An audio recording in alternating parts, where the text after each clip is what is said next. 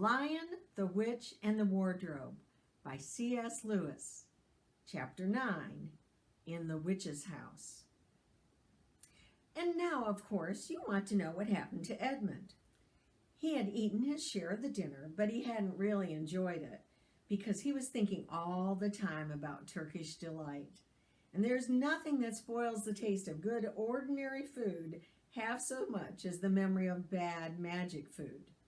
And he had heard the conversation, and he hadn't enjoyed it much either, because he kept on thinking that the others were taking no notice of him and trying to give him the cold shoulder. They weren't, but he imagined it. And then he had listened until Mr. Beaver told them about Aslan, until he had heard the whole arrangement for meeting Aslan at the stone table. It was then that he began very quietly to edge himself under the curtain which hung over the door. For the mention of Aslan gave him a mysterious and horrible feeling, just as it gave the others a mysterious and lovely feeling. Just as Mr. Beaver had been repeating the rhyme about Adam's flesh and Adam's bone, Edmund had been very quietly turning the door handle. And just before Mr. Beaver had begun telling them that the White Witch really wasn't human at all, but half djinn and half giantess, Edmund had got outside into the snow and cautiously closed the door behind him. You mustn't think that even now Edmund was quite so bad that he actually wanted his brother and sisters to be turned into stone. He did want Turkish delight, and to be prince and later a king, and to pay Peter out for calling him a beast.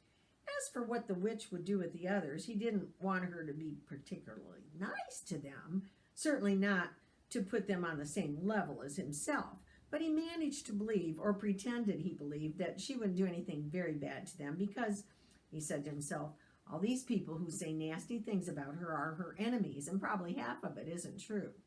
She was jolly nice to me anyway, much nicer than they are. I expect she is the rightful queen anyway.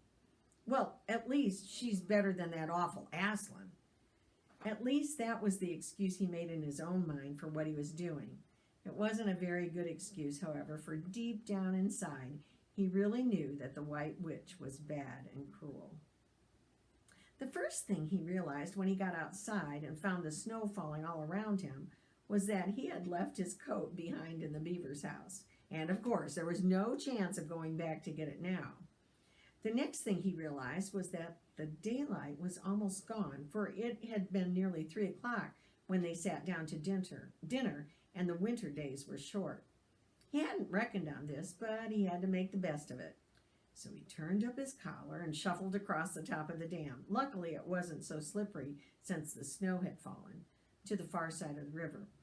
It was pretty bad when he reached the far side. It was growing darker every minute, and what with that and the snowflakes swirling all around him, he could hardly see 3 feet ahead. And then, too, there was no road. He kept slipping into deep drifts of snow and skidding on frozen puddles, tripping over fallen tree trunks and sliding down steep banks and barking his shins against rock till he was wet and cold and bruised all over. The silence and the loneliness was dreadful. In fact, I really think he might have given up the whole plan and gone back and owned up and made friends with the others if he hadn't happened to say to himself, when I'm king of Narnia, first thing I shall do will be to make some decent roads. And of course that set him off from thinking about being king and all the other things he would do, and this cheered him up a good deal.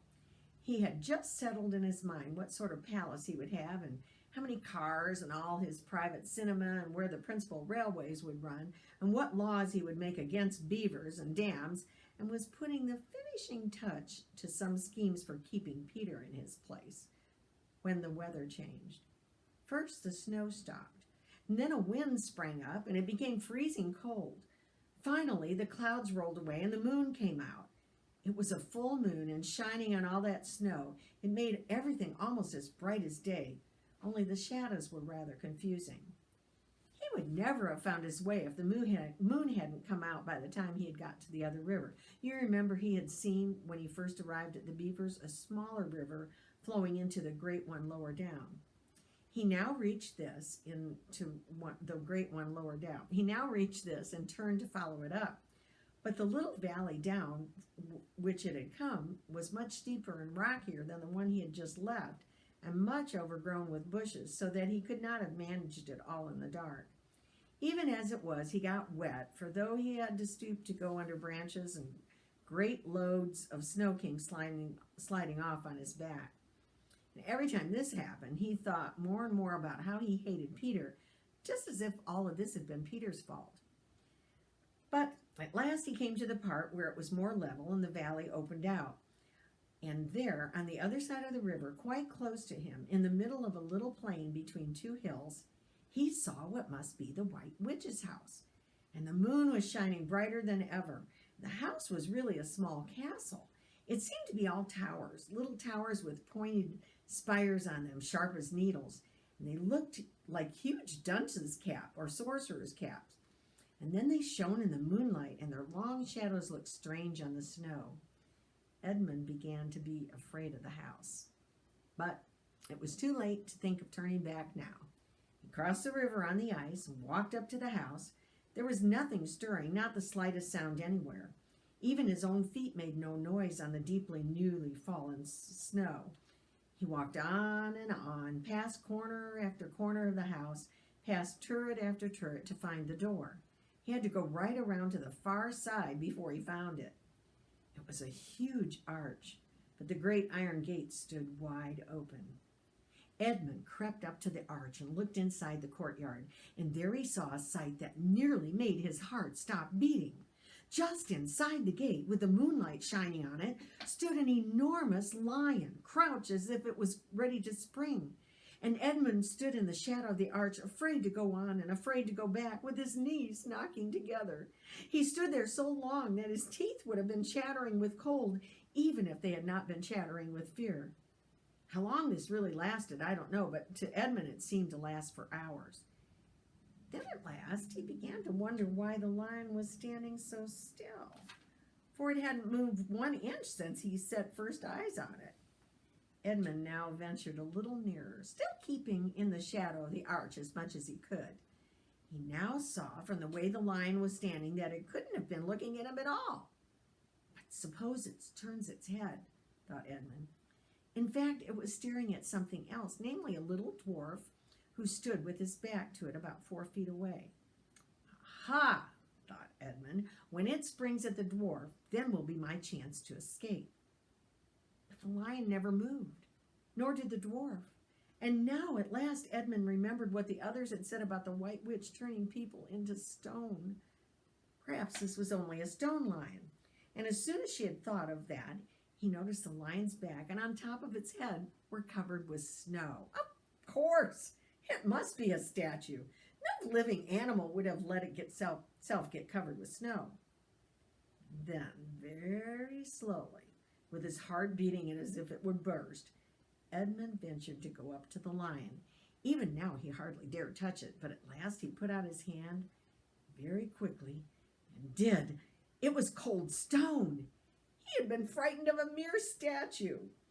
The relief which Edmund felt was so great that in spite of the cold he suddenly got warm all over down to his toes, and at the same time there came an idea into his head which seemed a perfectly lovely idea. Probably this is the great lion, Aslan, that they were all talking about, and she's caught him already and turned him into stone. So that's the end of their fine ideas about him. Who's afraid of Aslan? And he stood there gloating over the stone lion and presently did something very silly and very childish. He took out a stump of a lead pencil out of his pocket and scribbled a mustache on the lion's upper lip, and then a pair of spectacles on its eyes. And then he said, "Yeah, silly old Aslan, how do you like being a stone? You thought yourself mighty fine, didn't you?" But in spite of the scribbles on its face of the great stone beast, it still looked so terrible and so sad and noble, staring up in the moonlight, that Edmund didn't really get any fun out of jeering at it. He turned away and began to cross the courtyard. As he got into the middle of it, he saw that there were dozens of statues all about, standing here and there, rather as pieces stand on a chessboard when it's halfway through the game. There were stone satyrs and stone wolves and bears and foxes and catamountains of stone. There were lovely stone shapes that looked like women, but who were really spirits of trees. There was this great shape of a centaur and a winged horse, and a long, lithe creature that Edmund took to be a dragon. They all looked so strange standing there, perfectly lifelike and perfectly still in the bright, cold moonlight. It was an eerie work crossing the courtyard. Right in the very middle stood a huge shape like a man, but as tall as a tree, with a fierce face and a shaggy beard and a great club in its right hand. Even though he knew it was only a stone giant and not a live one, Edmund did not like going past it. He now saw that there was a dim light showing from the doorway on the far side of the courtyard. He went to it, and there was a flight of stone steps going up at the open door. Edmund went up to them, and along the threshold lay a great wolf. "It's all right. It's all right," kept saying to himself. "It's only a stone wolf. It can't hurt me." And he raised a leg to go over it. Instantly, the huge creature rose, with all the hair bristling along its back, opened a great red mouth, and said in a growling voice, "Who's there? Who's there? Stand still, stranger, and tell me who you are." If you please, sir," said Edmund, trembling so that he could hardly speak. My name is Edmund, and I'm the son of Adam that Her Majesty met in the wood the other day, and I've come to bring her the news that my brother and sisters are now in Narnia, quite close at the beaver's house, and she said she wanted to see them." "I will tell Her Majesty. Meanwhile, stand still on the threshold as you value your life." And then it vanished into the house.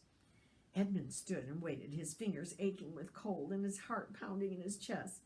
Presently the gray wolf, Fenris Ulf, the chief of the witches' secret police, came bounding back and said, come in, fortunate favorite of the king, or else not so fortunate." Edmund went in, taking great care not to tread on the wolf's paws. He found himself in a long, gloomy hall with many pillars, full as the courtyard had been of statues. The one nearest the door was a little faun with a sad expression on his face, and Edmund couldn't help wondering if this might be Lucy's friend. The only light came from a single lamp, and close behind this sat the White Witch. I'm come, Your Majesty," said Edmund, rushing eagerly forward. "How dare you come alone?" said the witch. "Did I not tell you to bring the others with you?" Please, Your Majesty, I've done the best I can. I brought them quite close, and they're in this little house on the top of the dam just up the river with Mr. and Mrs. Beaver." A cruel smile came over the witch's face. "Is this all your news?" No, Your Majesty." And he proceeded to tell her all that he had heard before leaving the beaver's house. "What?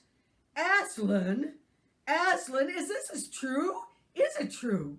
If I find you've lied to me—" "Oh, please, I'm only repeating what they said." But the queen, who was no longer attending to him, clapped her hands. Instantly, the same dwarf whom Edmund had seen before her appeared. "Make ready our sledge," ordered the witch, "and use the harness without the bells."